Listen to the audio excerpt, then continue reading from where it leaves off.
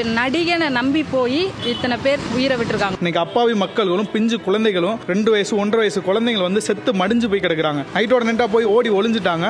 வெக்கமா இல்ல அப்படி நீங்க நடந்துக்கிறதுக்கு? கொடூரமான ஆணவமான செயலா நான் பாக்குறேன். சும்மா தற்கூரிகளை வந்து சினிமா பைத்தியமா ஊர்ல சுத்த விட்டு நீ தான் பெரிய தலைவர் நீனே சொல்லிக்காத. விஜய் வந்து ரொம்ப துக்கத்தில் இருக்கிறாரு, தொண்டை அடைச்சிரு. சரி ஓகே போய் தொலைட்டோம், நீ வரல. துணை செயலாளர் பொருளாளர்னு ஒரு புரோட்டோகால் இருக்கு. அவங்களாச்சும் பேசுறானுங்களா? அவங்களும் பேச மாட்டாங்க. எந்த மூஞ்சி வச்சு பேசுவோம்? இவர் எப்படி எதிர்காலத்துல ஒரு நல்ல அரசியல்வாதியாவே எப்படி இருக்க முடியும்? அவருக்கு வந்த கூட்டத்தை அது அவர் பாட்டுன்னு அனாவசியமா போறாரு. ஒரு நடிகர்ன்றதை காமிச்சிட்டாரு.